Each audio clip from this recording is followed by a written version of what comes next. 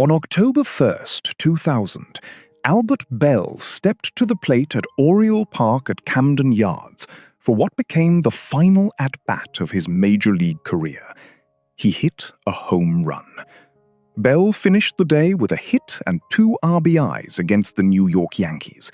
He was 34 years old, and after 12 seasons, 381 home runs, and one of the most extraordinary offensive peaks of the 1990s, he never played in another major league game. One swing cannot tell us whether a player can survive another season, but Belle's final swing creates a striking contradiction. His career did not end with the familiar image of a power hitter reduced to hanging on. The power was still visible. The career was over anyway.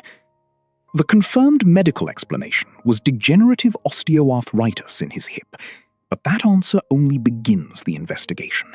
It does not explain what baseball lost when Belle stopped playing, whether his career had already entered a clear decline, or why a hitter with his record would later receive so little support for the Hall of Fame.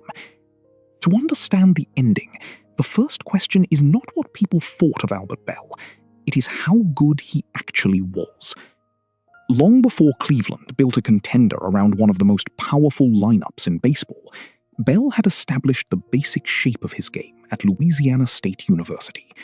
From 1985 through 1987, he played 184 games for LSU.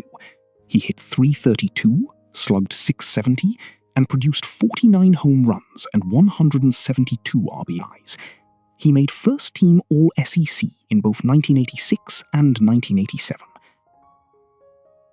He also played summer baseball in the Cape Cod League, earning All-Star recognition with the Chatham A's in 1986, before returning the following year with the Hyannis Mets.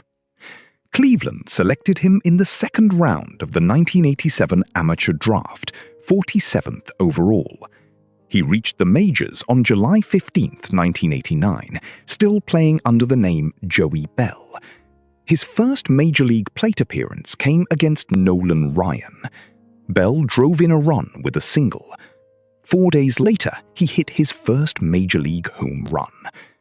The immediate results were uneven. In 62 games as a rookie, Belle batted .225 with 7 home runs and 37 RBIs. Nothing in that line alone announced that he was about to become one of the defining run producers of the next decade.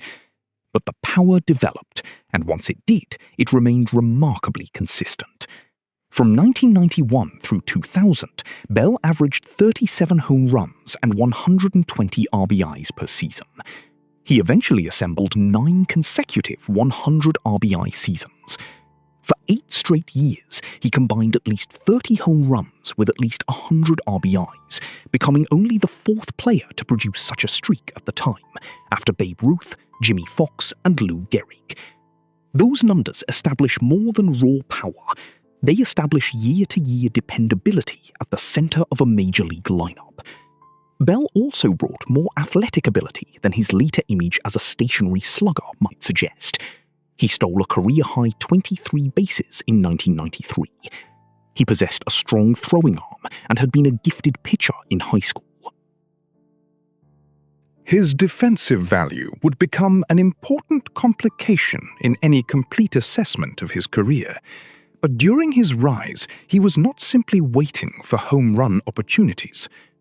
By 1993, the transformation from uncertain rookie to elite major league hitter was complete. Belle drove in an American League-leading 129 runs that season. He made his first All-Star team, won a Silver Slugger, and finished 7th in the Most Valuable Player voting. The following year, he challenged for a batting title. In a season interrupted by the players' strike, Belle hit .357.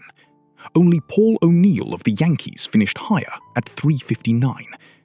Belle also led the American League with 294 total bases and finished 3rd in MVP voting. That set the stage for 1995, the season that remains at the center of his career. Because the previous season's strike carried into the spring, Cleveland played a shortened 144-game schedule. Bell appeared in 143 of those games. He hit 50 home runs. He also hit 52 doubles. No major league player had ever reached 50 in both categories during the same season. Home runs measure the ability to clear the fence. Doubles often reflect a broader pattern of hard contact throughout the ballpark. Bell combined both forms of extra base power at a level no one had previously reached, and he did it without a full 162-game schedule. The rest of the season confirms that this was not a record assembled in isolation. Bell scored 121 runs and drove in 126. He produced 103 extra base hits and 377 total bases. He slugged .690. He led the American League in runs, home runs, RBIs, slugging percentage, and total bases. His 52 doubles also tied Edgar Martinez for the league lead. For a Cleveland team that reached the World Series, Bell was at the center of nearly every major measure of offensive production. And yet, he did not win the American League MVP award. Boston's Mo Vaughn received the honor. Vaughn and Bell each finished with 126 RBIs, but Bell held the advantage in the other major offensive categories, highlighted by the supplied record. Bell finished second in the voting, between third-place finishes in 1994 and 1996. His relationship with the media was already openly hostile, and his reputation has often been cited as an explanation for the result. But the voting record by itself cannot measure how much that reputation affected individual ballots. What can be established is that one of the most productive seasons of the era did not result in an MVP award.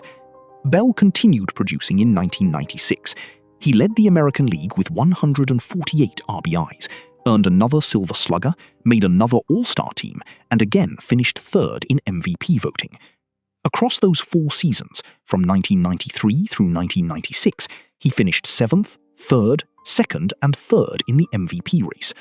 From 1993 through 1997, he made 5 consecutive All-Star teams.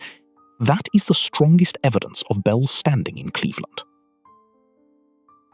The historic 1995 season attracts the most attention, but it was not a single unexplained spike. It arrived in the middle of a sustained run as one of the American League's most dangerous hitters. By the end of 1996, his value was reflected not only in awards and league-leading totals, but in the price another team was prepared to pay for him. On November 19, 1996, Bell signed a 5-year, $55 million contract with the Chicago White Sox.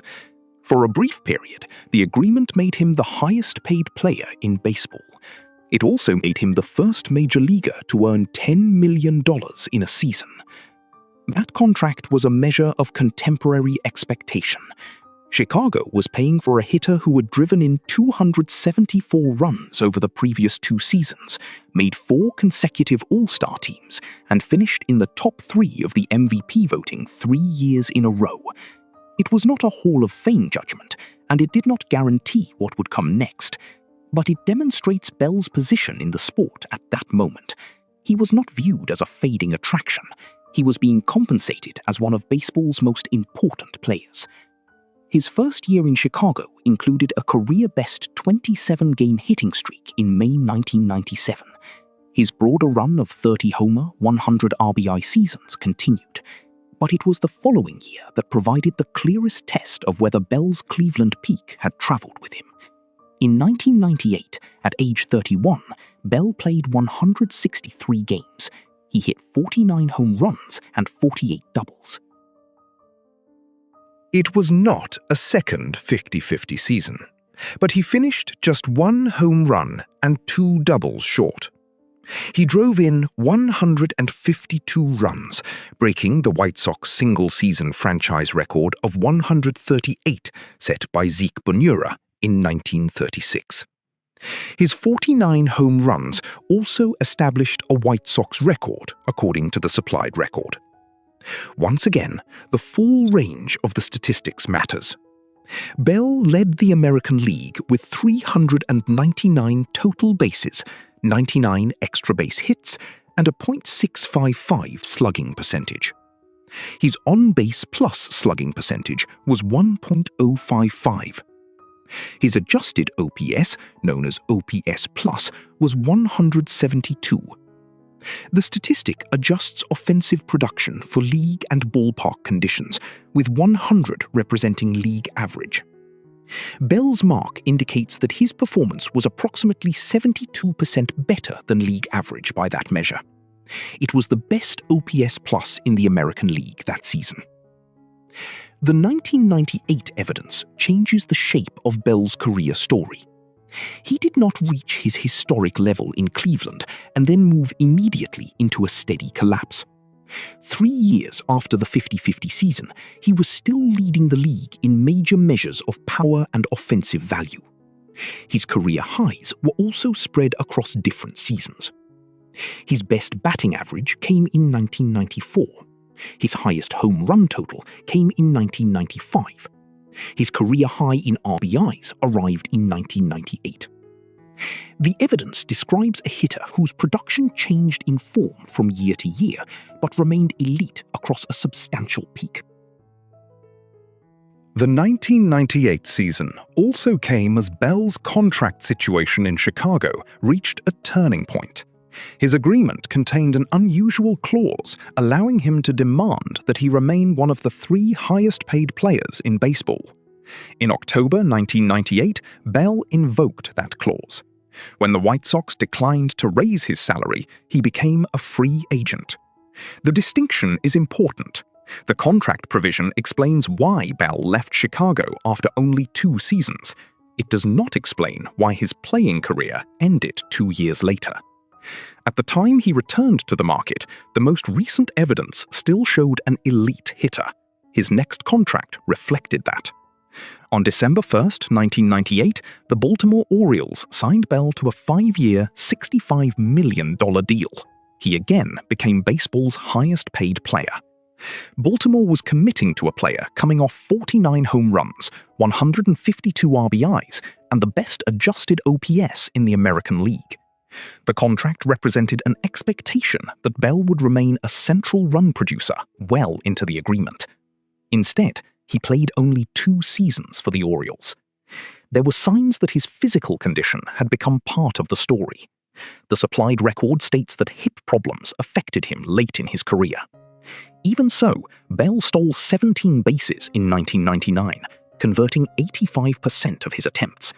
That does not prove he was healthy, but it complicates any attempt to identify one obvious moment when his body stopped cooperating. Another long-running measure of his availability ended that year. When Cal Ripken Jr. stopped his record consecutive game streak at 2,632 in September 1998, Bell became the active major league leader. His own streak reached 392 games before ending in 1999 after his manager perceived a lack of hustle. That incident became part of the public account of Bell's Baltimore period, but it does not establish the cause or severity of his hip condition.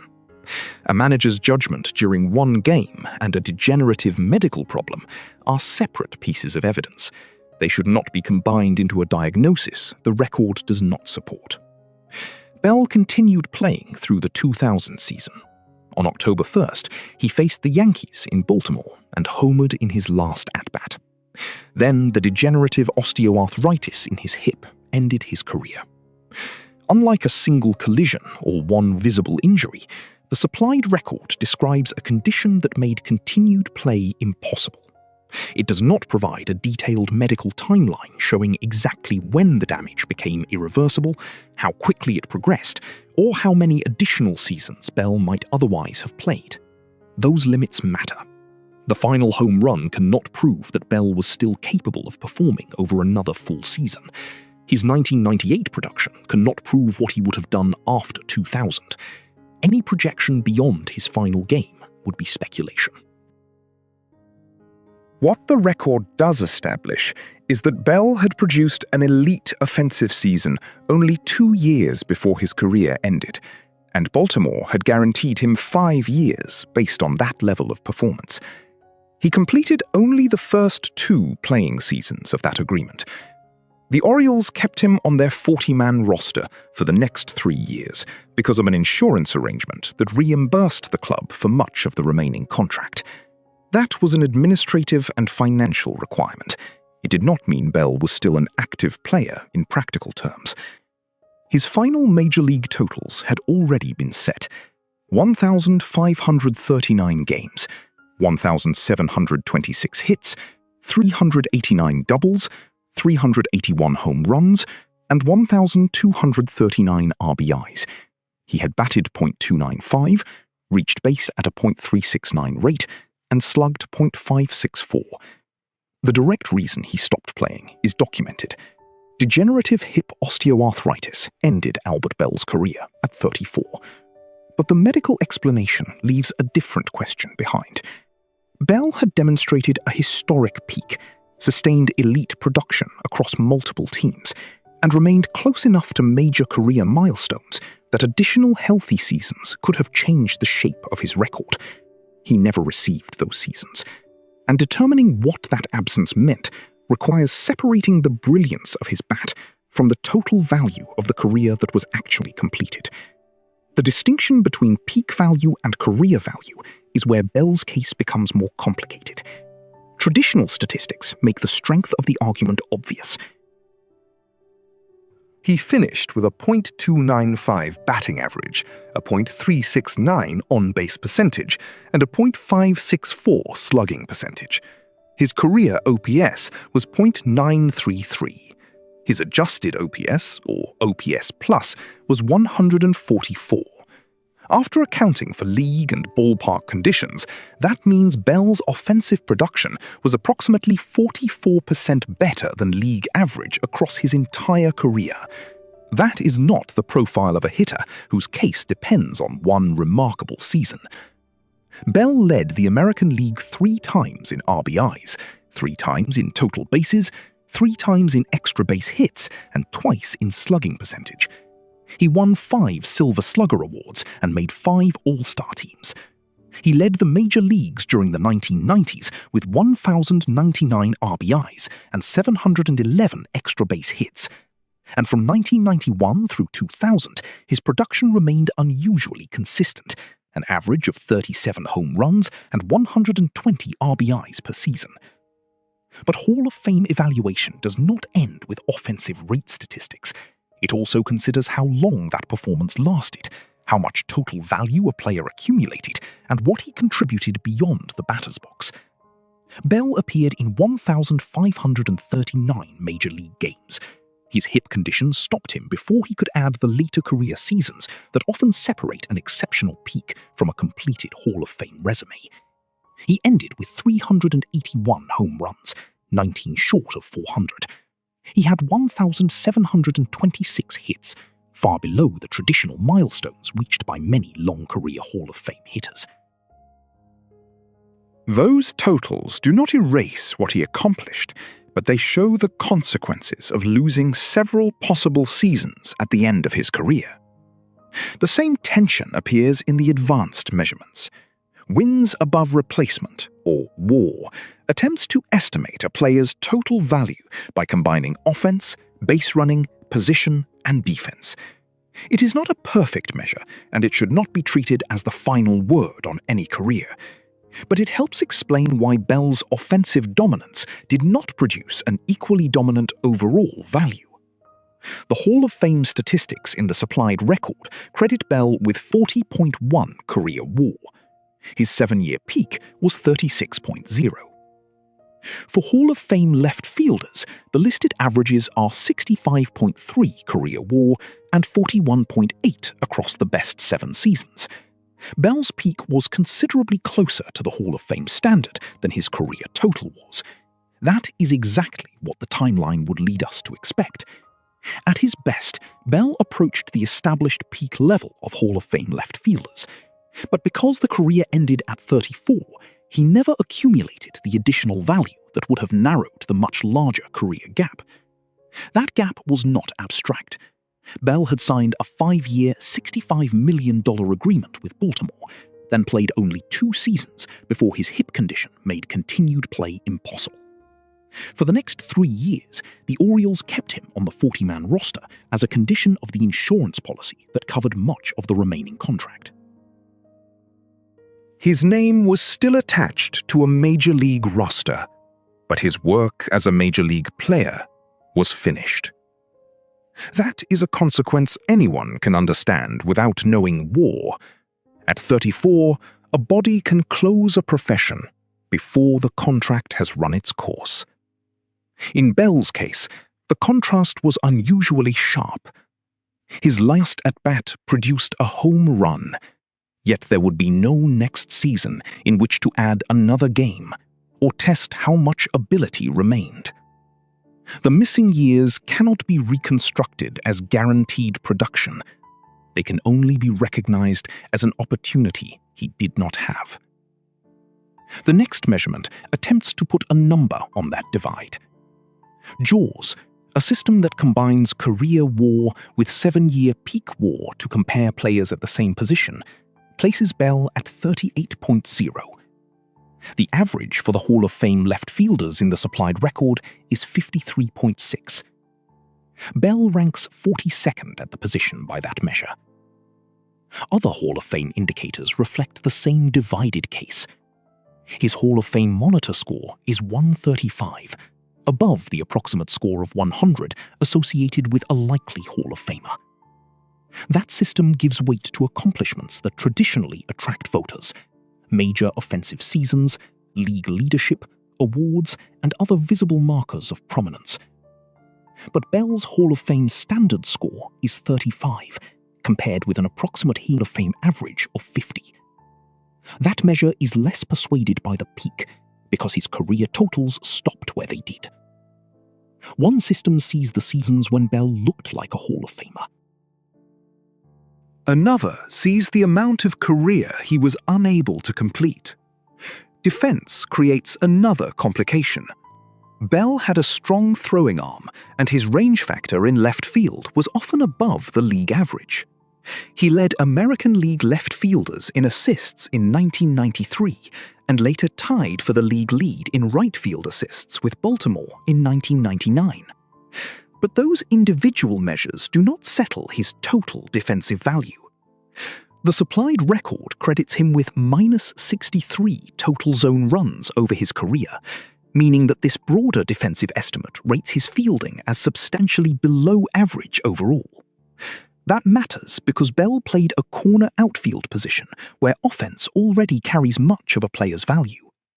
His bat was powerful enough to make him a star, but the defensive record reduced the total value produced by that bat. His postseason record adds relatively little to either side of the case. In 18 playoff games, Belle hit .230 with 6 home runs and 14 RBIs. The home run production was substantial, but the sample was too short to redefine a 12-season career. He reached the World Series with Cleveland in 1995, but never won one. The numerical case, then, is not mysterious. Belle had a Hall of Fame caliber offensive peak. He had Hall of Fame caliber rate production. He also had a career that ended before his counting statistics and total value reached the normal standard for an elected left fielder. That alone provides a baseball explanation for why his candidacy was difficult. It does not fully explain what happened when he reached the ballot. By then, Belle's public record included far more than his performance at the plate. In 1994, he was caught using a corked bat and received a 7-game suspension. The incident became one of the most notorious equipment violations of the era because Cleveland pitcher Jason Grimsley crawled through the ceiling to enter the locked umpire's dressing room and replace the confiscated bat with another one. The attempt failed to prevent the suspension. It also ensured that the episode would remain attached to Belle's career long after the details of many ordinary regular season games had disappeared. During the 1995 World Series, Belle directed a profane outburst at reporters in Cleveland's dugout. He refused to express regret afterward, and eventually stopped speaking with the media as a matter of routine, explaining that he preferred to concentrate on baseball and noting that other players had also declined interviews. A player was not required to be accessible or agreeable to produce value for his team, but Hall of Fame voting belonged to the Baseball Writers Association of America, the same professional group with which Belle had maintained an openly hostile relationship. That fact makes the subject relevant. It does not establish a vote count. Belle's confrontations were not limited to reporters. In 1996, he was fined after knocking down Milwaukee Brewers infielder Fernando Vina, who had moved into his path between the bases. Contemporary accounts also described Belle destroying food spreads and clubhouse equipment during angry episodes. The Indians reportedly charged him $10,000 a year for damage caused in clubhouses. His nickname, Mr. Freeze, came from his preference for keeping the clubhouse unusually cold, and an account that he smashed the thermostat after a teammate adjusted it. These incidents became part of the way Belle was covered and remembered. They were documented alongside his home runs, contracts, suspensions, and awards. But they must be placed in the correct part of the investigation. They did not cause Belle's degenerative hip osteoarthritis. They did not erase the 50 home runs and 52 doubles in 1995.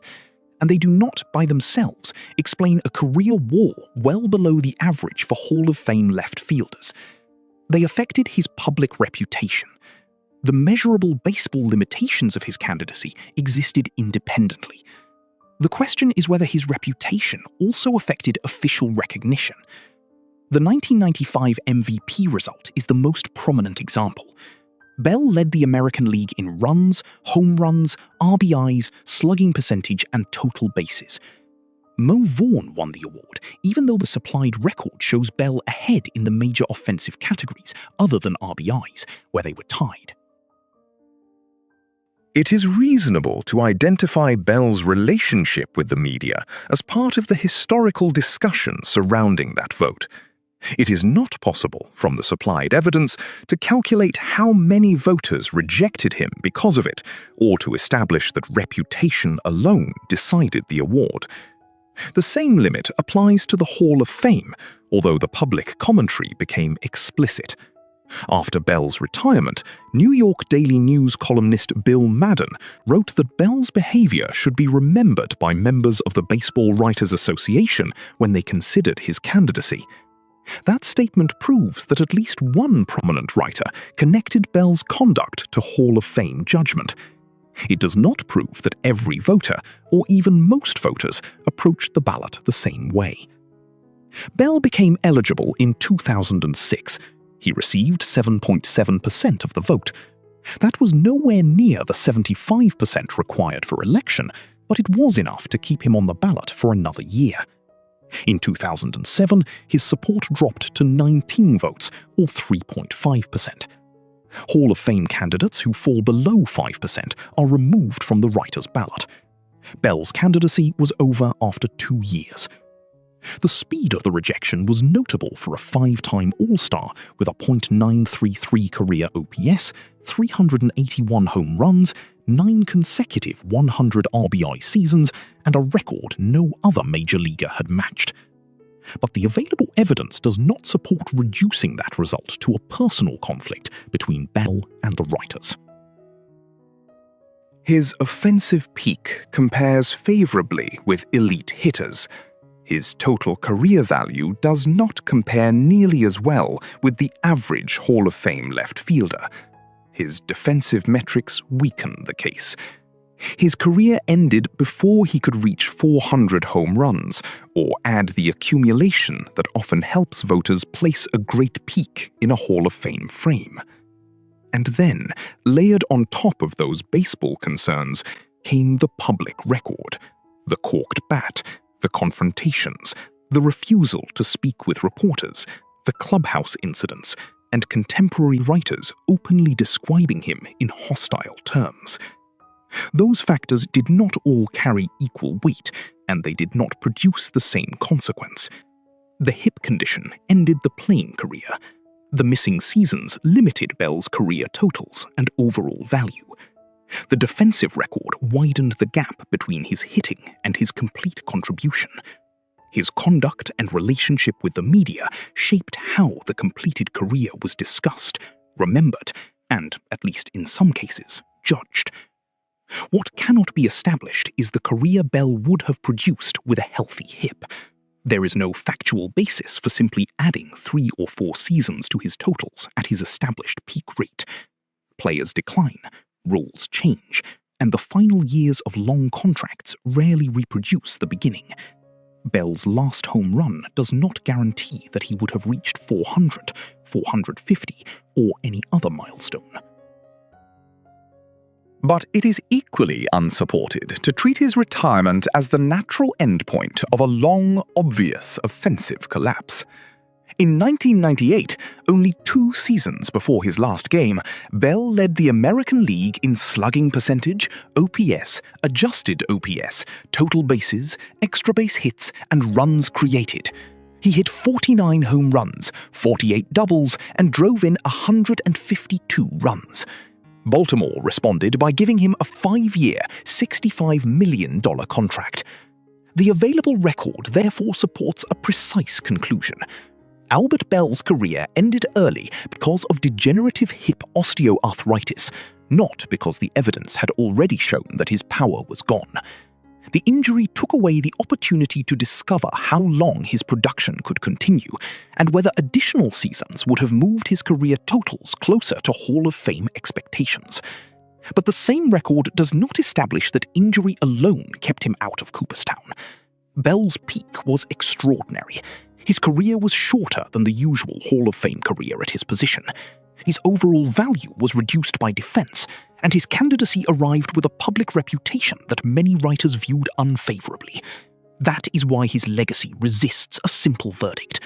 He was not only the angry figure preserved in old columns and controversial clips, he was also not an automatic Hall of Famer denied solely because people disliked him. He was one of the most productive hitters of the 1990s, with a peak strong enough to invite Hall of Fame comparisons and a career short enough to leave those comparisons unresolved.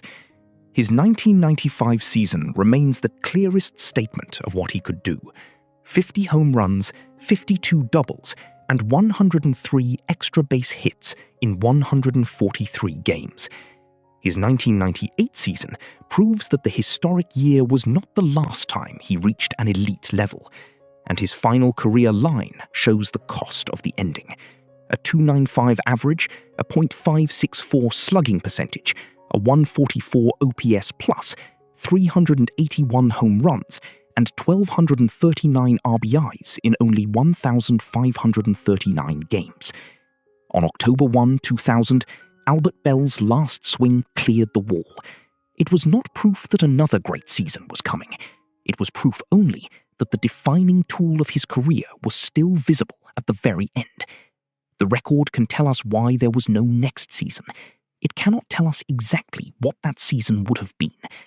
That uncertainty is part of Belle's career, but it is not the whole of it. What remains certain is the level he reached, the history he made, and the abrupt physical limit that prevented the rest of his case from ever being played out on the field.